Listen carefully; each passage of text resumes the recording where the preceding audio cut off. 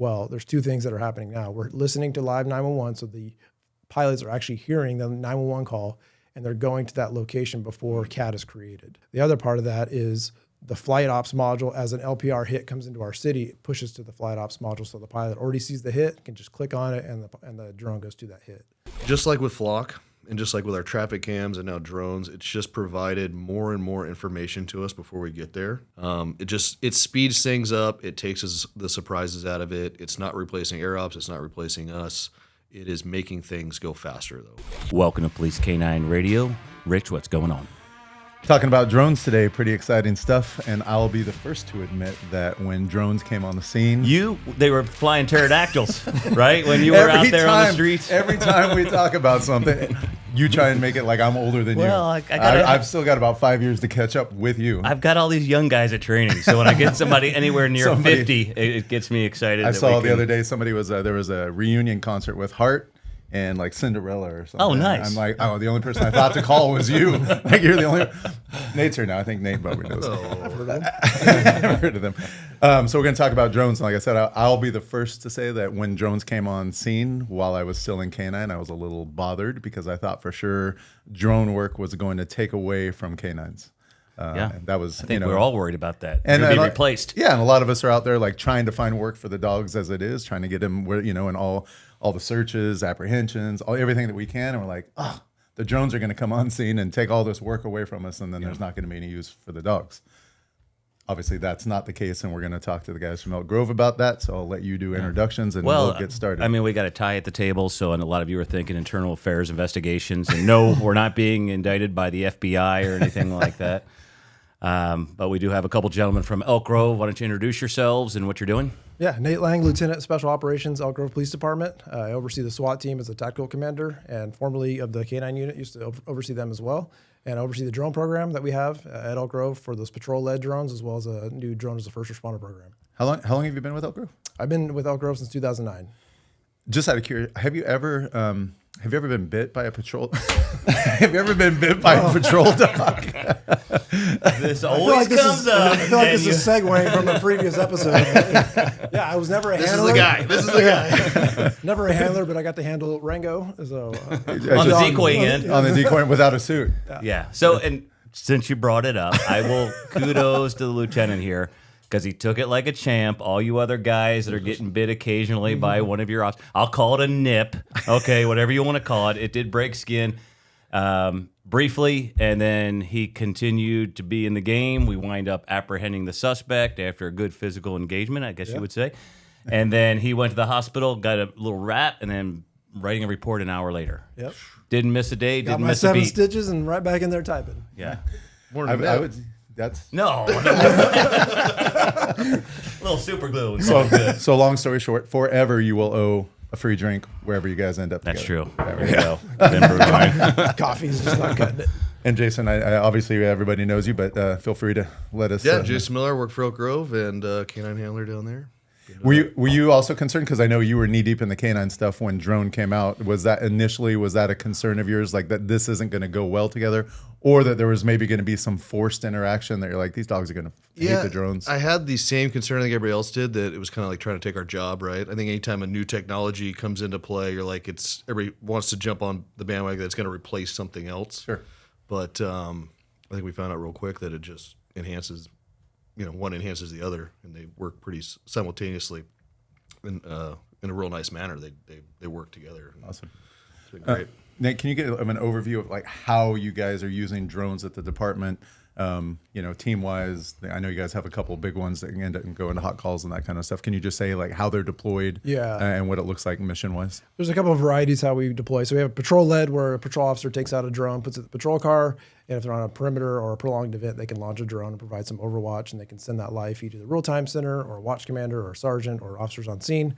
The other version we have is like interior drones, where we're doing interior searches on a SWAT operation. So typically we'd breach a door and then send in the drone first, get some situational awareness. We're sending that feed to our operators, so they're able to see that on a juggernaut. They're watching it on their phone. So they're getting situational awareness of the house or whatever residence that we're going into prior to them making entry. And then the third version we have is drone as a first responder, and that's kind of the newest era of drone evolution right now. So we have 3 strategic docks placed throughout the city of Elk Grove, and each drone within that dot can fly 4 miles out. So within that radius, we get a complete 42 square mile coverage of our city. And recently, we obtained a waiver from the FAA in January that allows us to fly these 24/7. 365 without some visual observer watching the drone. So we've augmented that with technology, with radar, passive radar, and ADS-B and other types of technologies to ensure that the airspace is safe for us to fly and provide that overwatch for the officers. Is that pretty hard to get that waiver? Yeah, so far we're the only one in the nation to get one at that level, at 400 feet, to include radar as well as for the whole 42 square miles of our city. So yeah, it was our con ops was about 90-something pages of trying to justify. Essentially, the FAA wants to know that you're going to do it and do it safely and not collide with manned aircraft. That's what it comes down to. And so how you achieve that is providing a con op saying, here's all the safety steps that we're taking to ensure that that doesn't happen. So yeah, ultimately we landed that. So what kind just to know, these DFRs, the drone first responder, they're docking and launching and then redocking, battery swapping automatically and then going back up. It's Wow. insane. Oh, all unmanned. Like Completely It's unmanned. insane, Yep, yeah. it's all autonomous. It's wild. So as well. If I wanted to get one of those for the Tawny compound, how much are we looking at? What do one of these little babies run? I don't know, a few $100,000. Is that grant money? Is there obviously that's a big expenditure if we we reach out to podunk agency in the middle of this country that wants some of this activity at their agency. Like is there ways to get funding for that other than just draining the budget of an agency? USAID? Exactly. No. Too soon. That is an option. However, so for us, we have a Measure E, which was a special tax measure that paid for public safety specific programs. So we funded ours through that. General fund is always a way to do it. One thing that has come to light this last year on the 4th of July, we utilized drones to do enforcement of firework enforcement. So our city council approved $1,000 per illegal firework that was shot off.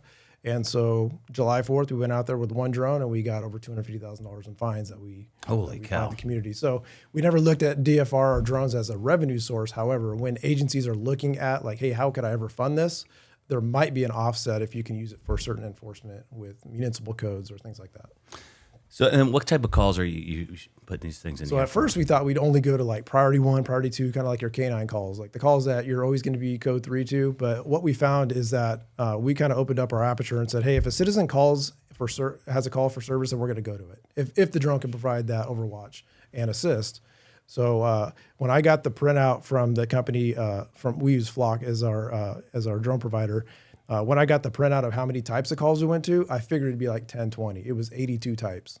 And so there's a variety of calls that we go to. And some of that is meshed into like an assault in progress, an assault report, an assault just occurred. So some of those are probably combination calls that would probably be just an assault. However, if the citizens call for a police response, and the drone can provide some level of advanced situational awareness, we're going. Even a missing person. Absolutely. Missing persons. We used it for the levee breaks in 2024 or 2023 when we had the atmospheric river hit Sacramento area. We flew over for the emergency operations. Can you further explain? So the 3 big ones that you have, like when we're talking about size, flight time, that kind of stuff, and who's manning those? Yeah. Versus what's going on at the patrol level and how those integrate. Can you? Once again, this episode is brought to you by INUKSHUK Professional Dog Food. There's only one brand of dog food that we use and recommend. That is INUKSHUK Professional Dog Food. INUKSHUK was created for working dogs and continues to be the top choice for all working dogs, from hunting dogs to sled dogs, and of course, police canines. Whether it be detection or patrol canines, visit INUKSHUKPro.com, or you can find all of the formulas on Chewy.com. Yeah, so just on the mechanics of them, it's essentially a drone that's 2 feet by 2 feet wide in size.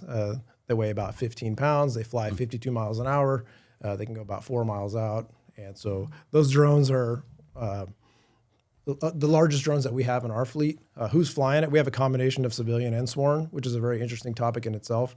I talked to some East Coast officers and just in this world, it's really not that big, just like canine space. Like once you get in this space, it's really not that big. You know people from the East Coast, West Coast, and same here with myself.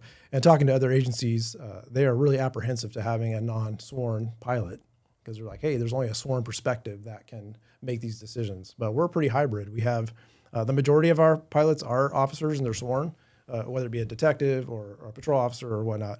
But the other part of that is civilian staff. So our real-time operators, our real-time specialists, our community service officers, or our CSOs. So we have a real variety of pilots, and now we've included dispatch into that for those Sunday morning 2 a.m. calls where nobody's actually working, that they can go ahead and send up a drone. So I think what it comes down to is really aptitude. It's not necessarily your position or your rank or your classification. It comes down to aptitude. So whereas with a canine, you're looking for aptitude specifically for a specific task, like for having that right person who's always switched on, but has organizational awareness and can make good decisions. On the flip side of that, when you introduce a civilian to that, there's some layer of training that needs to go into saying, hey, what do we need to look for when you're doing an air operation? So that's where we bring in our professionals. Like Jason did a training for our drone team, right? So we have 35 drone pilots, and some have never worked the streets, but they need some perspective from a street cop, from somebody pushing a car of, hey, what to look for, how to look for it, and how to communicate. So with his canine team doing a training with our pilots, as well as we brought in a Sacramento County Sheriff's pilot to come in and actually teach our pilots how to communicate, things to look for. If they're in orbit and they can't see things in a certain area, can you guys backfill that with the drone and identify like a specific location somebody's hiding? So it's kind of a variety of ways that we're attacking this, and it's really a crawl, walk, run to see what works best. And so right now, the civilian staff, in some ways, are some of our best pilots over a street cop. And no city council has ever said, hey, I want 10 cops to all be in a real-time center. When they're adding bodies to cops, they want guns on the street because that's what they were looking for. So if we can augment our staffing and not pull a patrol cop off the street to pilot, then we're seeing that value. I think it's like the military, right? Like they're not asking special ops guys to go in there and man the drone. Right. They need those guys out in the field, and then the guys manning the drone obviously are there to augment and help that and be a support with the information that the special ops guys are giving the drone pilots. Like, hey, this is what we're looking for. This is what we need you for. Right. And you guys got a fair amount of gamers that come in that do well in the drone. I think the younger group does a little better than maybe somebody like yourself or Tani. I mean, nothing against you guys, but How dare you? but really, the system is fairly simple. It's off a standard keyboard, and you can fly this thing. And a lot of it, like I said, is autonomous. So if you're going to a call and there's a pursuit happening and a GPS coordinate comes up, you just click on the coordinate, and the drone goes autonomously to that location. And within a quarter mile, it's already automatically marking that on scene. So on the metric side of it, the whole other spectrum of like, hey, what does the community want to know? Well, what's the value of this? How fast is it getting there? How many calls is it clearing? Is it getting on scene before the patrol cops?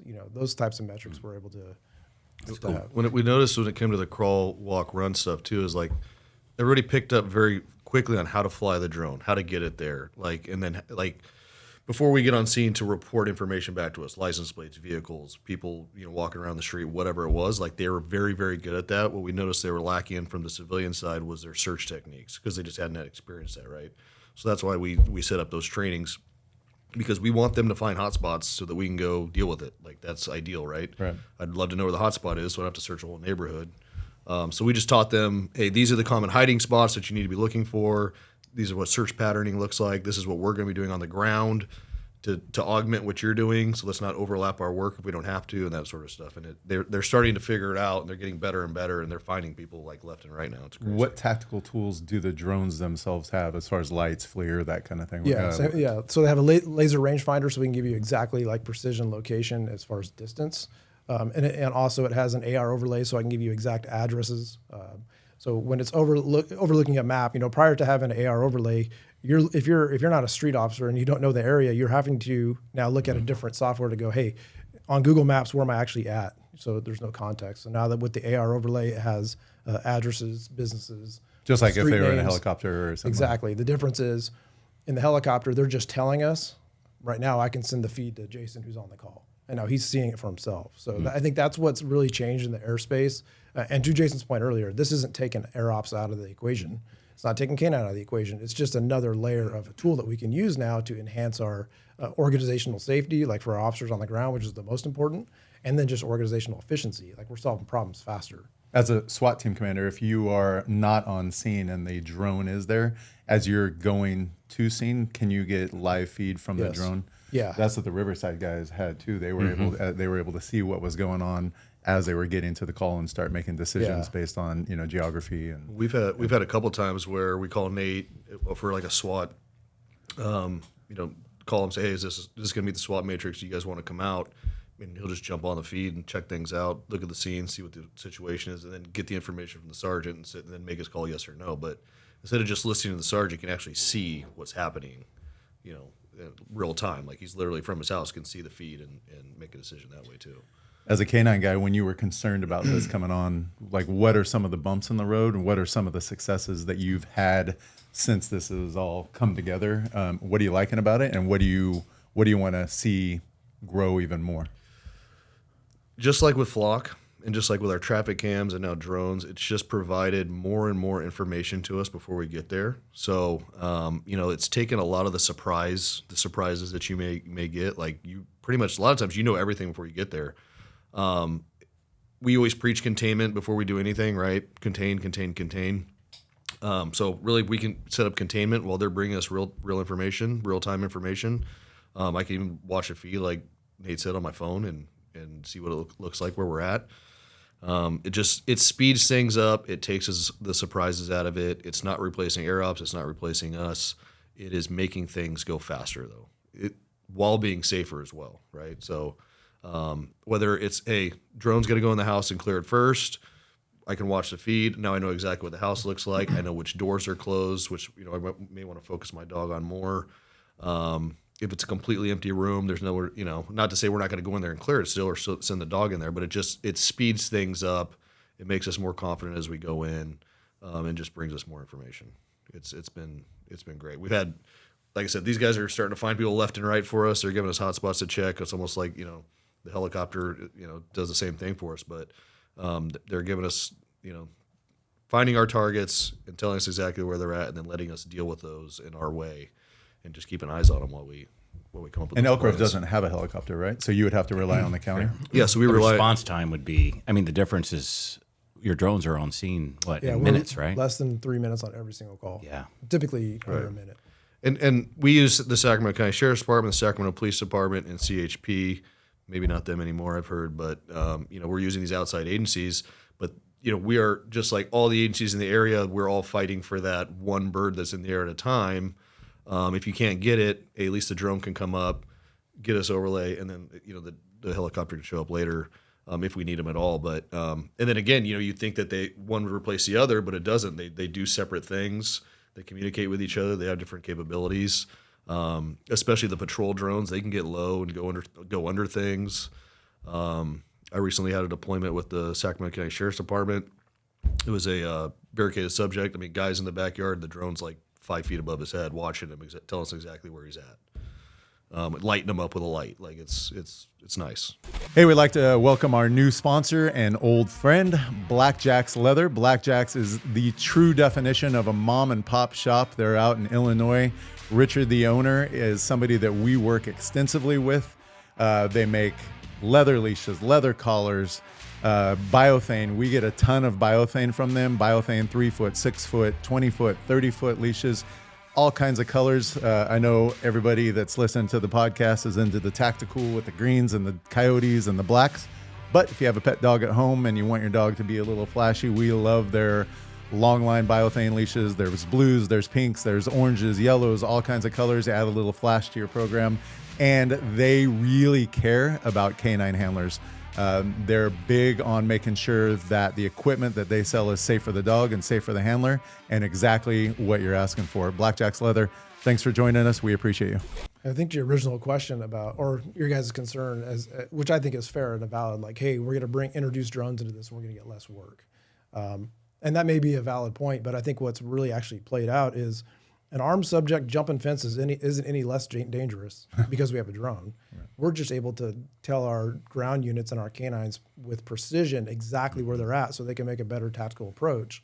Had we had additional information, maybe Craig wouldn't have sent his dog on me. He's coming at me. I didn't know what his intentions were. But I think He was armed. That's true. it would be an interesting study to say we got our DFR program in May of last year, and we've been running like 40 hours a week pretty consistently. It'd be interesting to take the the amount of work for canine handlers, if it's increased or decreased due to that, whether it be bite work or apprehension or just finding individuals, whatnot, it'd be interesting to take a look at that and say, hey, is it actually increased or decreased? Because I know off the top of my head, I can think of 3 canine apprehensions that have happened or maybe 4 that have happened just because the drone told the handler exactly where to go. Yeah, Didn't make and that what were the person- circumstances on those?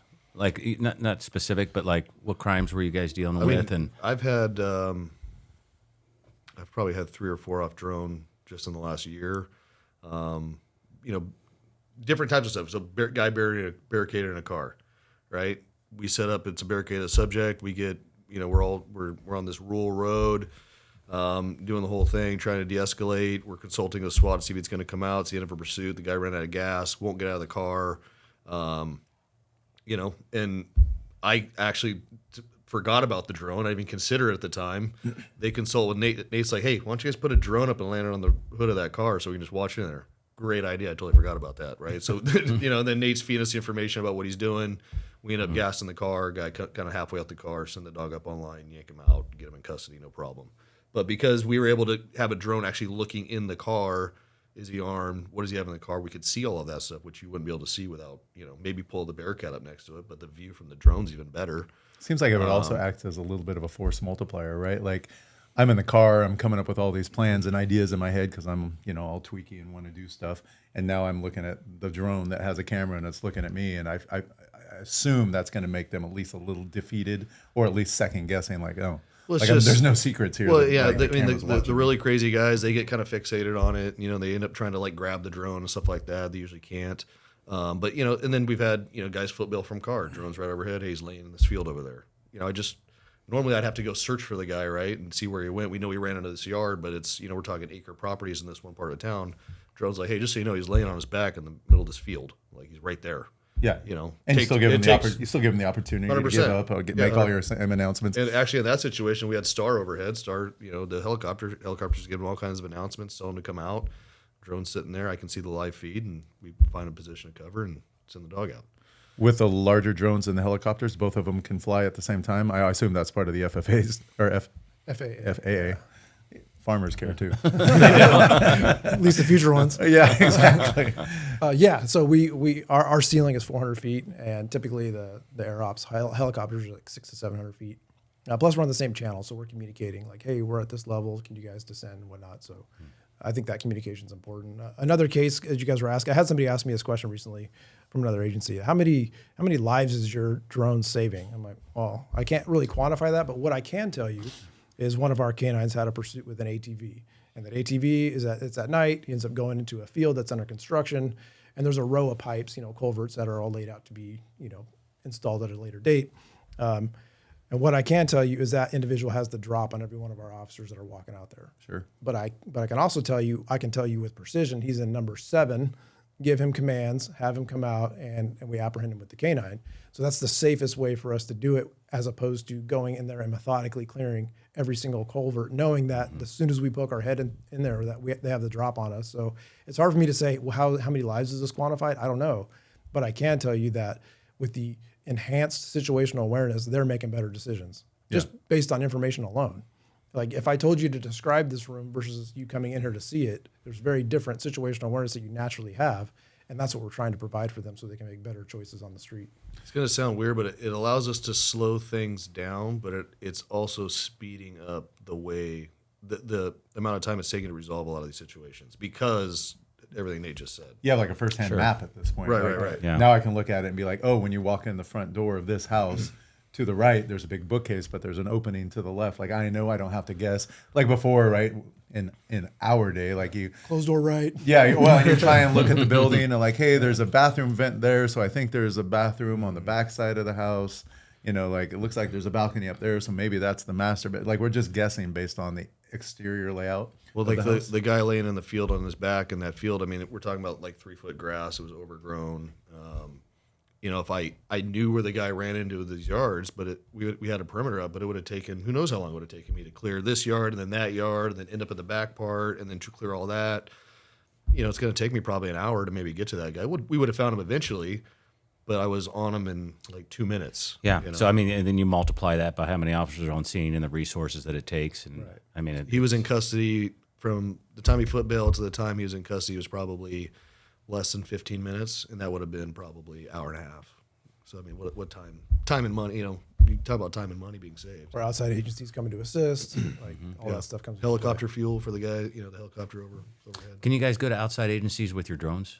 We can. So our DFR drones will only encroach into the city and the county so far, just based on how far they can fly. But we do outside agency assist with our patrol-led drones. Yeah. Hey, I'd like to thank one of our sponsors, Ray Allen Manufacturing. They've been engineering tactical and working dog equipment like harnesses, collars, leashes for military police for over 75 years. They are continuously innovating. I always like to say, this is not your dad's Ray Allen. They are always looking for the bigger and the better. We get all of our handlers now in the basic handler course deal directly with Ray Allen. We get our harnesses, leashes, tugs, e-collars, gloves, Rec Specs, Hearing Dog Pro. All of our good stuff comes from Ray Allen Manufacturing. Look them up, rayallen.com. I cannot recommend them enough. We only recommend people that we deal with, and these are good people, and they're in it for the right reasons. So because of that, rayallen.com. I'd say we have the biggest program probably in the region for per capita per size. For drone, absolutely. When you start, are you the one that started this, or did it start? So before? the drone program itself started in 2019, and that started with, oddly enough, the motor unit. 3 motor guys were getting into this drone space and bought some drones on some grants. Nerds. Non-canine handlers. So they kind of started this idea of like, hey, how can we utilize this as a leveraging tool for patrol? And then I took over as a sergeant at some point. I got voluntold to take over this drone program. Not a tech guy, so I kind of tried to figure this space out. And then we added a few more pilots. And then once DFR was coming on board, and our chief was like, hey, I want DFR and I want the best one out there. Well, that's kind of that's a big task. So we increased our team up to 35 pilots and went out there and got the program that worked best for us. And so that's kind of where we're at right now. And we hope to increase that as well. I'm hoping to get 40, 45 pilots, because the more people have, training in this space and can assist at any given time, is the better odds of us having somebody available at all times. Was there an agency that you were kind of looking at to model yourselves after in the beginning? I mean, it sounds like you've definitely increased your abilities from the beginning, but are there agencies out there that you're like, hey, these guys are doing some really good stuff, we want to steal a bunch of their ideas? Yeah, so Chula Vista was kind of the founding agency that started DFR. That happened in 2017, I think they started. So they were kind of the model for the country to go look at. We went and looked at theirs. As we were looking at what program to look at, we went to Beverly Hills, we went to Chula Vista, we went to the East Coast, South Bend, Indiana, just to kind of see what everybody else was doing to see what would best fit for us. So it did require a level of research. So for agencies that are like, hey, I want to try to do this, don't reinvent the wheel, just call me and I'll tell you all the steps we took and why we went with this particular platform over another one. Because as Jason said, that we're back up in the sky in 2 minutes. Well, not every vendor is going to have that capability. Some is a contact charge. You set your phone on it, that kind of technology. Well, that drone needs to charge for 45 minutes to go back up. So that requires redundancy. So I need to have 2, 3 docks. And now you're talking about the price increase. So cities are being conscious of that as well. Flock is the same one that does your cameras? License plate readers. Yeah. Is there any crossover? Is there anything that the drones and the LPRs can kind of do? Now, yeah. So actually, Aerodome was the primary company that we bought for the DFR program, and then Aerodome got acquired by Flock. So they're Flock now, but they were Aerodome when we bought them. So what's changed is the flight ops module where the pilot's actually flying. They're seeing the LPR hits in that module. So we call it negative response time. So for a dispatcher to create a call, they have to type in a CAD call and create it. Well, there's 2 things that are happening now. We're listening to live 911, so the pilots are actually hearing the 911 call, and they're going to that location before CAD is created. So they're already going in route before Jason gets the hit on his patrol car or his MDT. The other part of that is the flight ops module. As an LPR hit comes into our city, it pushes to the flight ops module, so the pilot already sees the hit, can just click on it, and the drone goes to that hit. Now, that buys us time to verify that hit. So whether dispatch or real-time center is verifying that hit, we're already going to it. So that anticipation and cutting that time down as much as we can, as we're calling it, negative response time, because traditionally, as you know, from Chico and all those years of being in law enforcement, we've always calculated response time based on CAD to first officer on scene. And so that's really changed the space that we're in now. We're really getting to the point where flock LPR, drones, real-time information center, and the officers are starting to kind of mold together and become like a unit, right? Like I just had one like earlier in the month, flock hit comes in, it's a stolen car, real-time information center says, hey, this is where it's at, it's making a U-turn, just pulled in this neighborhood, now DFR's overhead, hey, it's right here, and then I show up, pursuit, dog work. It all molds together. It's starting to work really starting to kind of sync up and work very well together. The communication's getting better. The systems are starting to talk to each other. Flock, obviously, purchasing Aerodome and then integrating with Motorola has been big too. But I think we have like 200 flock cameras in the city now. Not quite that many, but it feels like it. Yeah, all of the. Yeah. If you have the private ones. Yeah. All of the all our patrol cars are Motorola cameras now, so it's LPR on the cars. Who knows how many traffic cameras we have? It's a crazy number. Yeah, to his point, we're calling it like a choreography. Like at first, you're kind of a little clunky and you're like a baby deer. You just can't quite get your feet underneath you. But now we're seeing like, hey, this is actually working well. The more reps we're getting, the training's important, and then just reps to call. So even those low acuity calls that we're clearing without an officer going to, that's a rep that pilot gets to work on, in orbit or work on capturing a license plate. So just getting those reps over and over and over has really helped. It was funny you were talking about the 4th of July, and that just seems like, both agencies that I worked at, the 4th of July was a giant pain in the ass because this lady who's calling in is absolutely sure that this is gunfire. Right. And we're just, like, all right, so we have to go to the shots fired call, have to go and they're all fireworks. Throwing a drone over there and clearing it as fireworks makes life substantially easier, and now we can actually focus on, and they get fined for it, so makes them less likely to be a problem next year. Yeah, and then you get the fun part. We marry up with our code enforcement. So code enforcement does all of our municipal code citations, so we marry up with them. And I was meeting with the manager today, and I said, hey, on the fines, I know we put out $250,000 in fines. Do people actually pay up? He's like, yeah, actually they are. They're on payment plans. I was like, okay, so, and one of the guys we fined $102,000. He was trying to negotiate with us, like, hey, come on, guys, give me a break. Nonetheless, he's paying up, not the entire fine. They came up to a resolution. But he said that next year I'm going to be in Tahoe. I'm not going to be in Elk Grove. How much was he fined? $102,000. That's a lot of friggin' aerial fireworks. It was pretty crazy. It was crazy. Had a few pallets. It was a wild That's a heck of a show. I'm sorry I missed that. I would say if I did it over again, we probably would send somebody out there to go solve that problem and not just send them a bill in the mail. We live and learn. So, it sounds like it's just progressed leaps and bounds since 5 years ago when I was there. Yeah. Where is it going? Yeah, that's a good question. Like where it seems already like it's further than I would have thought in 5 years. I was thinking about payload weaponry. Like, what all can you add to the drone system to make? Like, can you throw a big ass bottle of pepper spray on there and it goes in, and the guy doesn't want to give up, and nobody leaves their car, and it pepper sprays him, and he lays on the ground, and we handcuff him? Hey, for all you handlers out there, it's really important that we stay in physical condition, but it's also equally, if not more important, that we are good upstairs mentally. And so, knowing that you guys have a stressful job, something that we've started doing, all of our trainers doing, and Rich turned me on to this, is sauna box. Yeah, love it. And it's to say it's life-changing is not hyperbole. Like, it's one of those things that if you haven't done sauna, I highly recommend it. And I was looking at like, hey, how can I get a sauna? I started looking at pricing them out. Could go up to $10,000 for a nice one. And Rich, you're the one that turned me on to this thing. It's for about $500. You get a sauna that it's steam, and it is not pleasant when you hit about the 20-minute mark if you can hang in there for that long.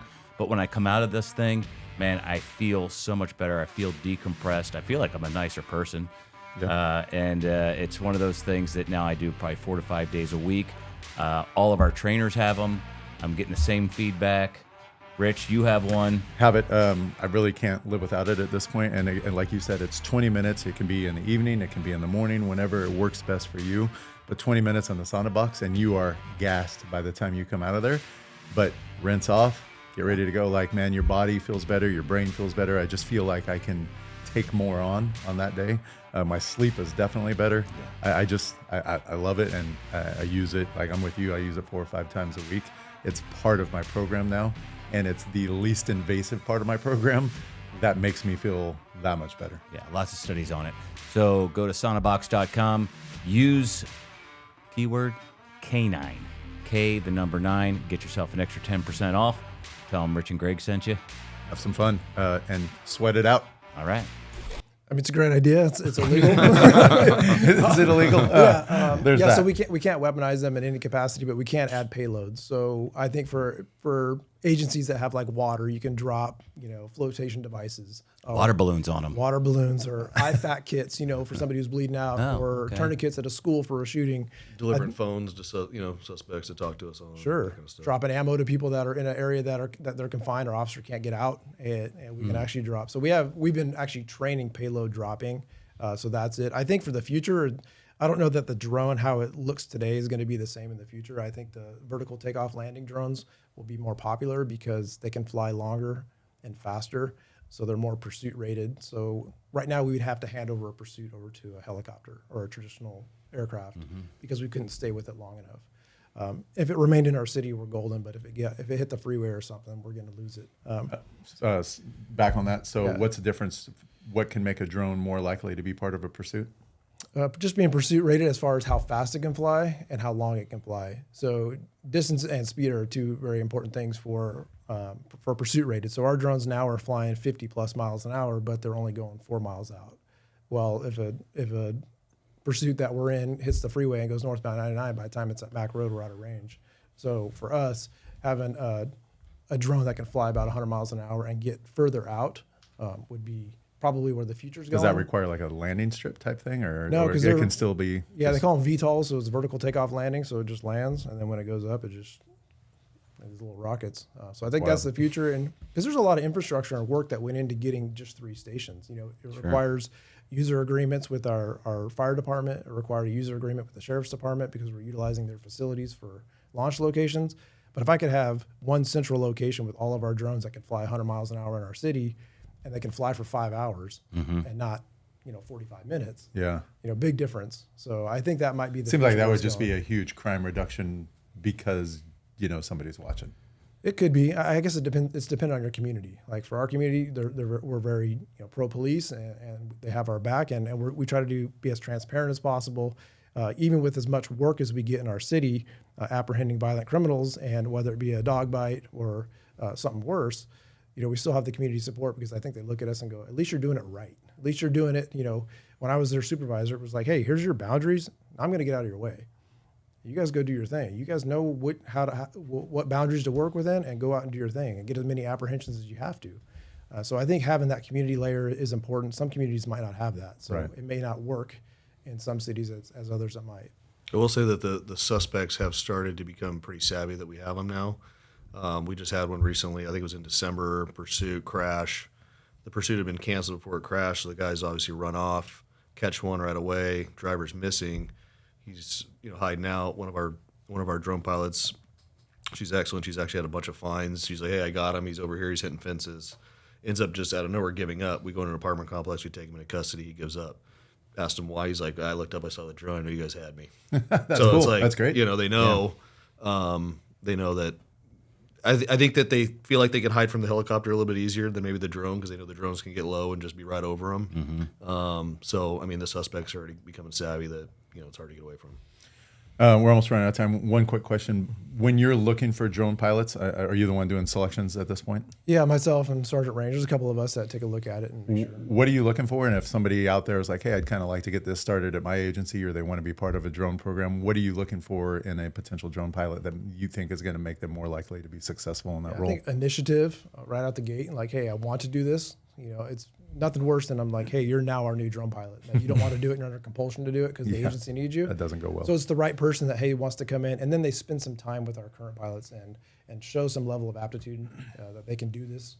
And other than that, it's not a really difficult process. You put in an application like you would any other specialty position.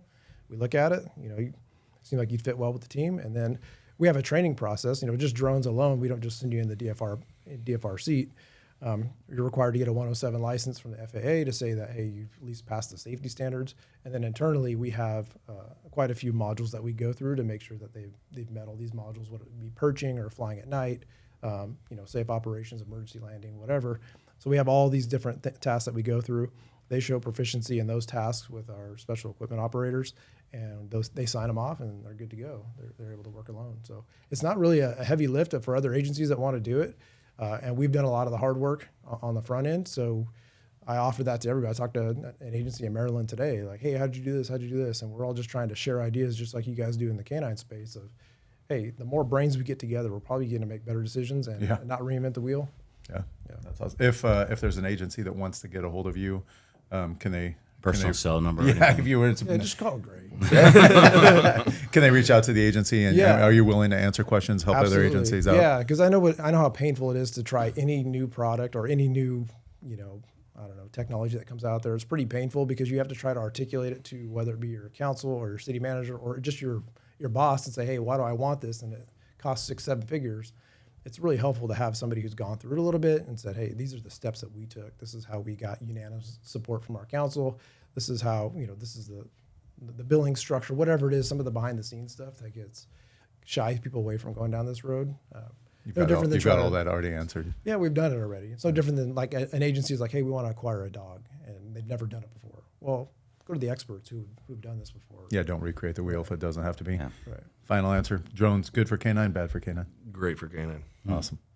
All right, and then show notes, we will have contact information that you'll provide, whether it's phone number or email or however you want somebody to get a hold of you. So that's how they do it. In the meantime. Fly safe and train hard. And be safe.